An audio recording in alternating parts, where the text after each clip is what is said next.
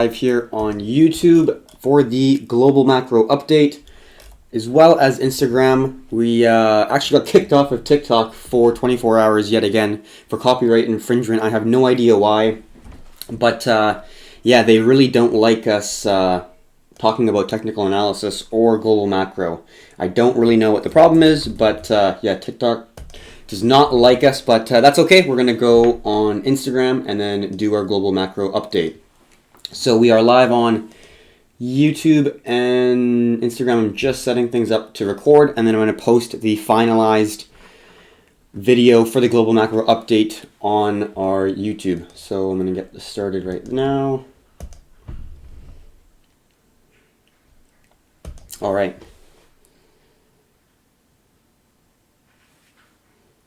Hello traders, welcome to another global macro update. In this video, we're going to be talking about two positive news stories. One talking about Bill Gates creating vaccines, actually 7 different potential vaccines to actually fight this COVID-19 virus. And then we're going to talk about Trump discussing potential fixed supply or a reduction in supply, or some agreement where they have the possible ending of this trade war or this oil price war against OPEC and Russia. So first things first, we're going to go into the post for Bill Gates.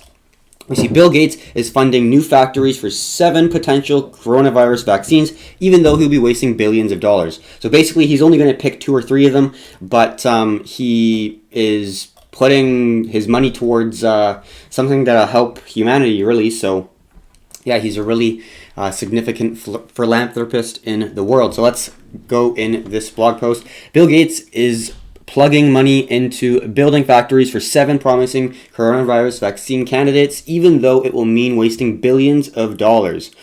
On Thursday's episode of The Daily Show, the Microsoft billionaire told the host Trevor Noah his philanthropic organization, the Gates Foundation, could mobilize faster than governments to fight the coronavirus outbreak. Yeah, no surprise there.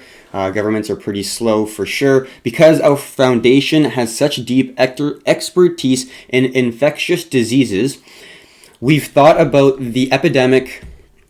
We did fund some things to be more prepared, like vaccine efforts, Gates said. Our early money can accelerate things. Yeah, it definitely can.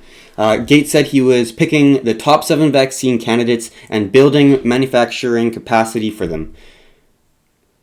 He said, even though we'll end up picking at most 2 of them. So he's creating 7 and he's only really picking 2. We're going to fund factories for all 7 just so that we don't waste time in serially saying, okay, which vaccines work, and then building a factory, he said. And then I think that's the end of the article. Just we can see the actual time frame that we're thinking of, which Gates think could take up to 18 months. So yeah, it's a long time frame. Obviously, you have to actually construct a building, and then you have to work on actually testing these 7 different vaccines, right? And then you got to go through the 3 different phases. The first phase is just testing amongst healthy human beings, and then your phase 2 and phase 3 are going to be testing the efficacy of the drug to see if it's actually going to be helping with this virus. So we'll see how it goes. We'll keep you updated. It's obviously going to take a long time. 18 months is nowhere close, but yeah, these weeks go by pretty quickly, but at the same time, it's really only been like a month and a half, really, or kind of let alone a month for when the carnage really started. So yeah, it's moving really quickly, but people who have a lot of capital are putting their money to good use, it seems like, and allocating it towards areas that will potentially help the human race. So the next blog post is gonna be talking about Trump and the energy sector. Hopefully that they're gonna come to some sort of agreement. First, we're going to get a little bit of coffee, and then we'll continue on. Philanthropic. Yes, I believe I said that incorrectly there. All right. Trump vows the U.S. energy sector will come back as he sees Russia-Saudi oil agreement. And we'll get into the charts very shortly here. But basically, I want to quickly sum it up here. President Donald Trump on Friday met with the chiefs of major oil companies and vowed that the U.S. energy sector will revive. And he reiterated he saw Russia-Saudi Arabia deal over oil production in the offing. Let me just look here. I think I spelled that wrong. But yeah, anyways, at the end of the day, he's talking with the people that really matter in terms of the supply.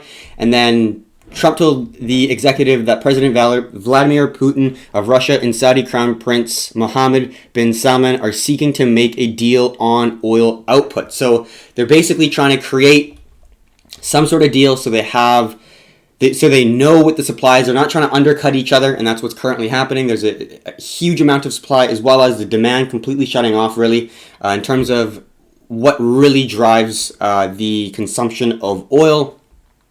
And we'll see how it goes. We'll check the charts here very shortly, because that is some bullish news for oil, and obviously we see it act very favorably. But then also we did talk about a potential bottom that we saw at around $20 because of the flattening and the failure of the lower low to form, and then also breaking the descending zone. So first things first, let's go to gold. It is Friday, so we do have the weekend to look it over, and that's kind of why we don't do a global macro update on the weekend. So let's discuss the potential situation that we have for gold. Let's get our snip,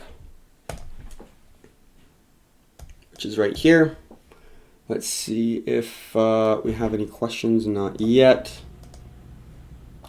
All right, so basically for the market structure, not much has changed since we've last spoken.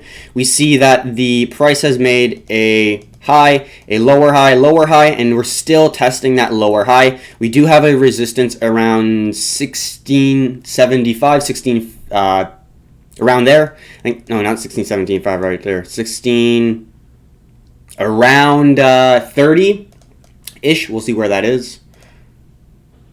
32, around there. That would be the resistance and the final resistance that we still need to break. We do see on the 1 hour chart we did crack that zone, but we came right back in. We got sucked back down below the resistance, and in my opinion we're still holding those lower highs there. And if we zoom into the 1 hour chart, there is that crack. So we do see a candle closure above that zone, but it got sucked right back into the resistance. And on the 4 hour it still hasn't closed.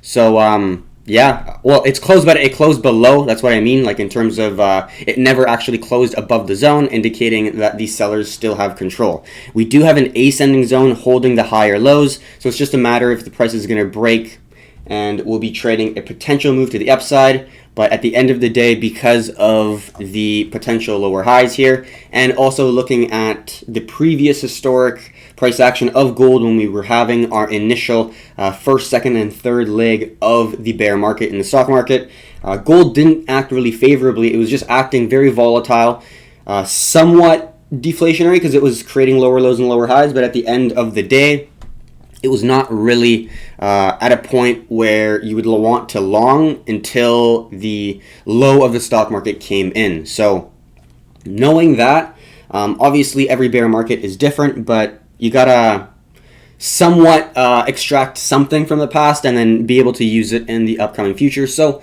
that is going to be my speculation. We're not going to get an instant increase in price of gold. You are or silver for that matter, and even Bitcoin. But it's when later, when you have the worry of inflation, that you see the huge price increase in gold, silver, and potentially cryptocurrencies. We haven't seen it in a recession yet, let alone a potential depression. So it will be very interesting to see how it'll all play out. So right now, because it's the weekend, we won't really see any price action for the next couple days, but we still are holding this level of resistance. We are getting a squeeze where we have a series of higher lows, and we have a high, a lower high, a lower high, a lower high. So we're really just squeezing in a symmetrical triangle here, and it's just a matter of if we're going to break to the upside or downside. If we do break to the upside, in my opinion, we will want to make sure that we're going to break this key level of resistance right here, because it could just be a little poke and a fake out, just so it gets some people to enter along, and then the people who were really looking and have the capital in the markets would dump it back down, and then obviously that would be a pretty good short opportunity if you're able to get that reversal when it comes back into the pattern, because obviously that'd be where a lot of stop losses would come into play for the longs. And then for the short side, we would need to see the price. We would need to see the price hold this level, creating a high, lower high, lower high, lower high, and then we would need to see the price break this support zone, and then we have a previous key level of support, and it turns into a resistance, turns into a support again, so that's a high probability that it might turn into a key level of resistance before we slam back down. Gonna get a little bit of coffee, and then we'll continue. All right, so let's just take away all the stuff. And very, very simply, what we're looking for is if for a downside move, we're looking for a lower low and a lower high, and that would be our zone of confluence for a potential short. Very simple. And once that comes into play, we follow our trade plan. One thing to note, we actually see significant increasing buy pressure. Yes, we are seeing higher highs and higher lows, but it's actually quite significant of the amount of buy pressure we have compared to the reduced amount of sell pressure. So just looking at the volume, it does look like we have a higher probability breaking to the upside, but looking at the larger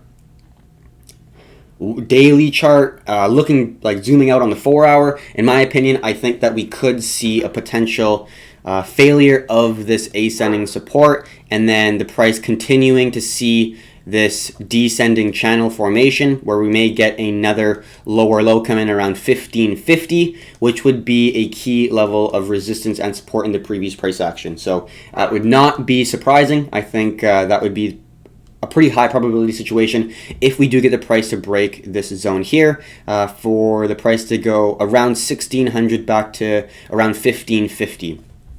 In my opinion, a high probability situation to continue the descending trend like so, and then we might get a potential descending trend line somewhere around there that may connect a series of lower highs to get another squeeze, which may be a descending wedge. But for now, the trade of gold would be to see it potentially come back down from 1600 to around 1550. But if I don't see anything I like, I'm not going to enter. I'm in no rush at all. During these times, it's very volatile. There's a lot of big news events that happen, and with quantitative easing in the mix, that just confuses a lot of people in terms of like, how do you value the US dollar if you printed basically double the amount of circulation supply in a single year? Like, how do you value that really? And it's a difficult thing to value because it's a lot of just the psychology of the investors. How much do they value and have confidence in the US dollar? And over time, I do think that with rising prices, with the central banks continuing to print more money, the confidence will be slowly lost. Just thinking about it objectively, if you're losing your value quicker than you want, you're going to feel upset and you're going to look for alternatives. And if you see a mass psychological shift in an entire economy, that could lead to a huge shift in a transfer of wealth from one asset to another. So that is the potential for the long term, but in the short term, I do think that the US dollar still will have a decent amount of strength because, as the world reserve currency, people are selling other assets, and gold, silver, palladium, oil's all measured in dollars. Everything's measured in dollars. If they want to sell something, they have to go into dollars first, and that's going to be buying U.S. dollars, which would then push the price of U.S. dollar, the U.S. dollar up, which would then be obviously bearish for gold. So that's kind of what I'm thinking, and that's how I'm viewing the markets. You could get a little bit higher of a push here in terms of the descending zone. You could get a double top, kind of like we saw here. We saw a top, and then you did see an extension above the previous high, but you got a huge bearish candle, and then you see another little pop-up. Previous high is another high there. This is actually a nice head and shoulders, and then you get a push to the downside, making a lower low. You get a retest of the previous support as a new level of resistance. Really nice microstructure, and then you see a huge bearish candle to start the massive tumble to the downside.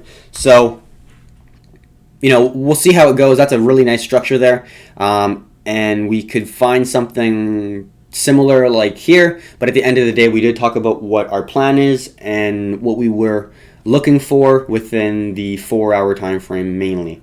So that's going to be the analysis for gold. We're now going to go to silver.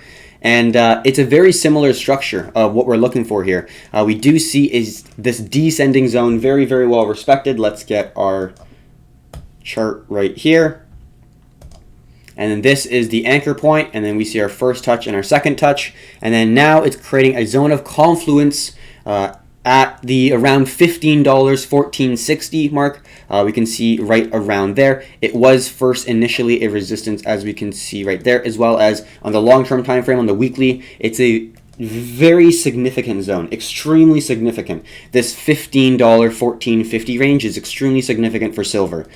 So we are right now still holding it as a level of resistance, so we are looking for shorts, right? We tested this zone once before, which is this first test right here, and then now we're going for our second test, and it looks like it's failing, and we have our descending zone that creates extra pressure on this area for the bears to push and try to get that price to go below this ascending zone. And then also looking at market structure, very nice market structure right there. Key level of support, key level of resistance, key level of support. Once it breaks, in my opinion, that's a very nice double top structure where you have an ascending zone break as well, breaking market structure. Basically all the things are checking off in terms of a potential short for silver in the near term. So we'll see how it goes, but in my personal opinion, this does look pretty optimal for a potential short. We'll want to get a little bit of a move like this.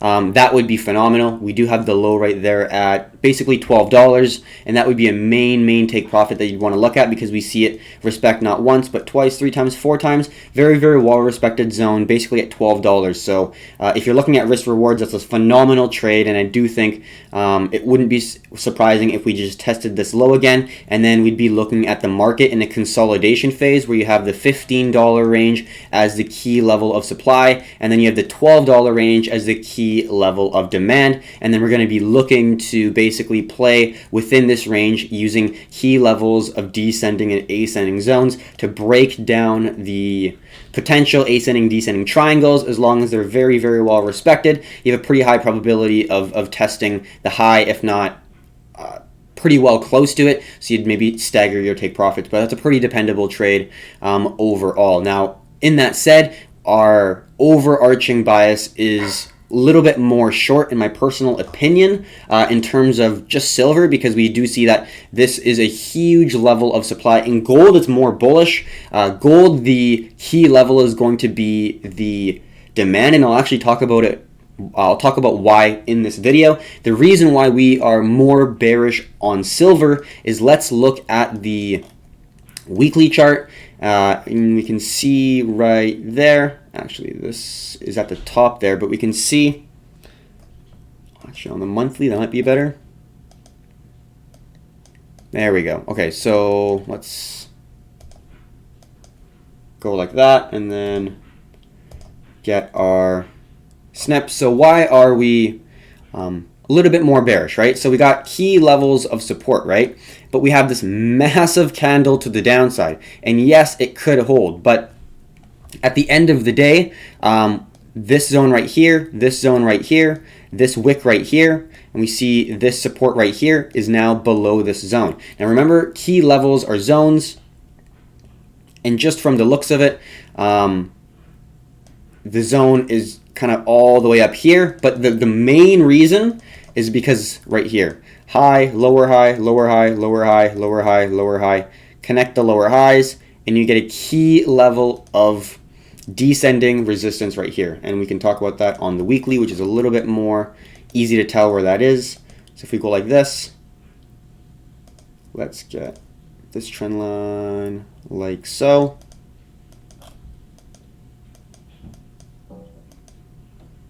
Zoom all the way out. Oops. And that's the zone we're looking at. From basically August of 2013, we have a descending zone, let's color it red, that we are currently holding below. So if we take out, I guess, all of this stuff. So if we go here and take out that,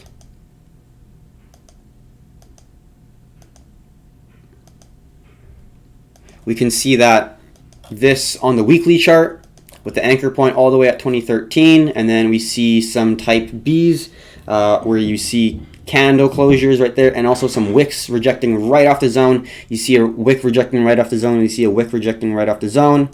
Maybe you could touch it just like that. And in my opinion, this is creating additional sell pressure because it slammed below the zone. It's holding there on the daily for sure, and now it's pulling back at the zone of confluence. And yes, this support is not perfect. It did pass the lowest point, but I'm viewing this zone as a pretty wide range right here because we've seen it respect all the way back here as a support, and throughout basically from 2014 all the way until 2019, that was a very strong level of support. But we slammed all the way below the zone, created a significant low below the support that we have here on the daily chart, and now it's pulling back, and that is why I'm more bearish on silver. And then for gold, if we take it all the way back, we see that it was a very strong level of resistance, different from silver, right? So silver on the weekly chart, we're seeing lower highs, right? Lower high, lower high, lower high, lower high, and are holding a support. So it's a descending triangle. On gold, it's the opposite, where we have an ascending triangle, where we're holding higher lows in a horizontal zone. So it's a different structure in the price action. Silver is more bearish because the sellers are able to push the highs lower and lower and lower. Makes sense, right? They're driving it further and further into the ground until there's some level where they have to pick. It went right to the apex. Yes, it did push to the upside. We did get a strong bullish push, but since March, since COVID, since this crazy volatile time, it's really taken a dive. There's been some very significant deflationary periods with basically all assets selling off and everyone wanting to go to the US dollar. And gold did that as well, but in terms of the structure of the market, gold is looking a lot better and overall more bullish compared to silver. Which makes sense because the gold and silver ratio is really at the highest point we've ever seen. I don't know if it's the highest point in history and time ever, but for decades and decades and decades, we've never seen the gold and silver ratio even close to this low. So it's definitely going to convert to more bearish sometime, but I think it will still continue to go up as silver looks more bearish and gold looks more bullish. The main topic of today, because of the fundamentals and just the sheer significance of the move, is going to be US oil. So let's go back to the 4-hour and take a snip. So after this drop, we've been basically covering this every single day, and it's been volatile, but man, that support bounce was huge. Didn't capture it. I can't say I traded this. I did not. I was just commentating. To be honest, I'm not a huge, crude oil trader. I don't know too much about the sector. I do like gold and silver trading a lot more, but crude oil I don't trade, or I just don't trade crude oil, and I haven't yet. I may start soon, but as of now, I do not trade crude oil, just saying. But I do love looking at charts and understanding how price action is is in a relationship with the fundamental news that comes out.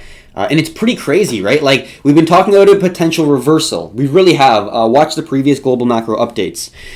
We saw this huge bearish move right here, and that created the low of the potential support. And then we held a series of higher lows. We got a squeeze. We trickled down, and then we held the low again. We held the low, and then we held the low for the third time, creating 3 lows, significant zone, right? 3 zones, or 3 touches make it a potentially dependable zone, and the 4th touch makes it a dependable zone. So at this point, we have a horizontal zone. We initially had an ascending zone. So initially, this was the potential breakout. So we were looking, if it breaks the resistance here, we would look for a potential reversal. If it breaks a support, we would look for a potential short, right? That is how we would play this. And it went to the downside. That would be a good opportunity for a look for a short. Looking at what happened, previous levels of support equals new levels of resistance. Very, very well executed in terms of the market structure of the overall trade, or of the overall chart, sorry, not trade.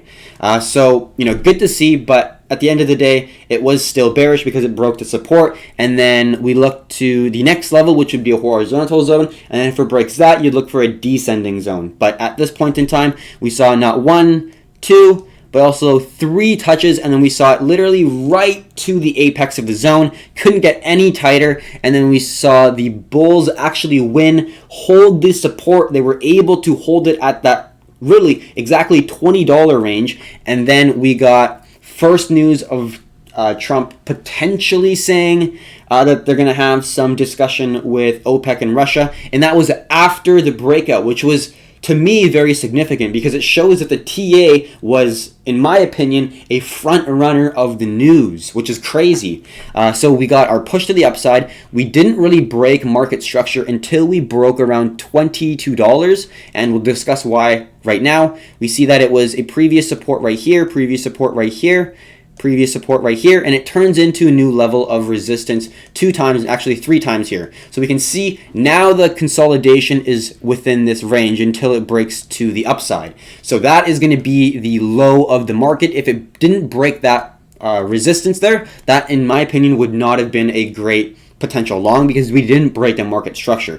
Once we see this massive candle right there, that's a huge momentum shift and a market structure shift as well. And it validates the strength of this breaking to the upside. But what surprised me is, well, I think the fundamental factors have a lot to do with it as well, but the fact that we got really no pullback whatsoever. Usually in market pushes, we'll look at the S&P and we'll look at gold breakout too. It does do significant pushes, but we really didn't get any pullback here from the breakout zone. We did see this pullback here, which was like a little squeeze, and then it just shot up really right after, and then it was a level of resistance because we saw a key level of resistance right here, resistance, support, pretty significant zone. But yeah, after that bullish candle there, we just got a massive push to the upside. But I was potentially expecting some level of a pullback to around 22. That would have been for me a potential entry for me. Like I said, I haven't traded oil in the past, but I am looking to potentially trade oil using contract for differences or CFDs. Trading indexes, trading gold and silver, but this is another area that provides some opportunity, and I always cover oil anyways, and I have been able to follow the news and follow the fundamentals, and yeah, it's definitely providing some opportunities that I think are pretty valid. So I do want to get into it, and that's why we're covering more in our videos. So at this point in time, yeah, massive push to the upside. I think it's way late to enter long at this point. Plus, you're at a key level of support, resistance. It's going to be a key level of resistance right around $29. And we see it halt there right now. We did see the initial wick right here touch that zone, and then we see the candle closure at that zone as well. We'll see how it reacts over the weekend. There was some bullish news, and we see that there's a shit ton of buy volume coming into the market and really absolutely no amount of sell volume. So huge volume accumulation there. And our next zone is going to be around 34, 35. At that level, actually maybe 36 to 34. Around this zone of resistance. That's going to be the next area of supply.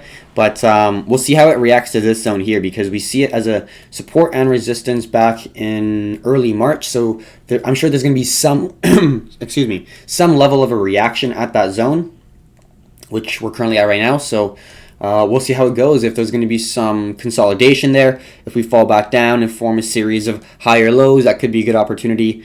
Something like this, and then if we form another higher high and then a higher low, that could be a good opportunity to potentially go long and then hit our next supply zone. If we do dip down and then potentially create a double top with a very bearish candle, very bearish candle, which is a bearish engulfing candle, or just a significant sell pressure that pushes the price down, and then you get a slow methodical pull up. You could draw a potential ascending trend line there, and that would be a good opportunity for a potential short, maybe as a reversal, because overall I do think the sentiment is still pretty bearish. Trump has just been in discussions. There's no agreement, there's no bill, there's nothing passed, and it's just discussions, and that's all it is. So this news is just fluff in the air. Nothing is settled, nothing is completed, nothing is cemented, so we have to acknowledge that. So that is going to be the commodities of the day. All right, I'm going to get a little bit of coffee, and then we'll go into the indexes. We'll go into the S&P, and then we'll look at the US dollar index, and then we'll end it off basically there. There's nothing really to talk about other than that, in my personal opinion. I'm not going to talk about TVIX or anything. And I just like to trade the S&P for the indexes. All right, let's now go into first S&P, and then we'll go in, or the SPX you could say, and then we'll go into the dollar index. Not a huge amount to say on that. We're just looking at the weekly, really, nothing really to trade on there. So let's talk about this potential move that we're seeing here. Now, I know a lot of people are saying, oh, wow, it's very bearish, it makes sense, but in my personal view, I think we're actually going to pull back here, to be completely honest.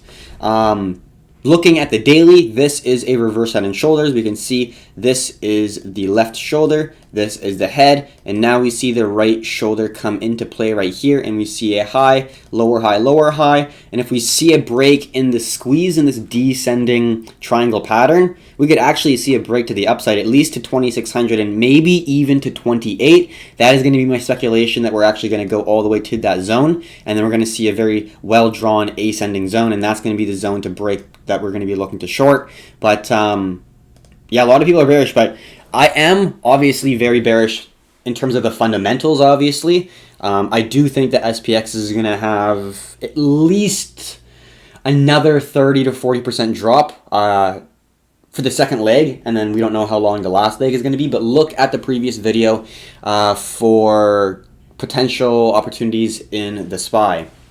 But as of right now, I think we will hold this $2,400 zone. We'll see how it goes, but in my personal view, I would not be surprised if we get a little bit of bullish pressure to push the price up. If we do break the $2,400 to the downside, not really going to be trading short just yet, because in my opinion, I don't really have much of an edge trading that. My edge would come into play if we do get another series of potential higher lows. That would be, for me, a really good opportunity to seize a high probability situation. So that's what I'm going to be looking for on the SPX. And then not much news on the US dollar index. Did get a little bit of bullish push here, but yeah, at the end of the day, we're still holding above 102 or 103. So that's going to be the resistance that we're wanting to break. If we do see a break in a potential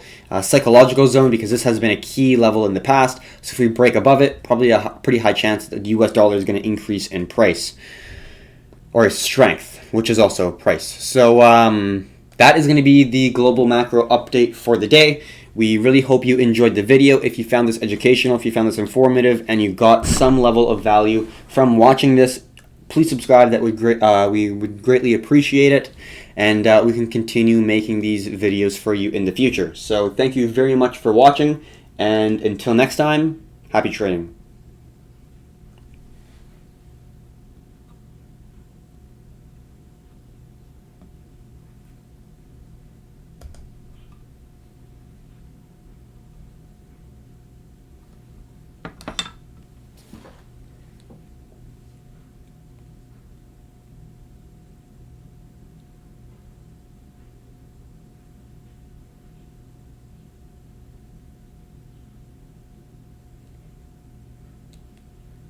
Brother, how I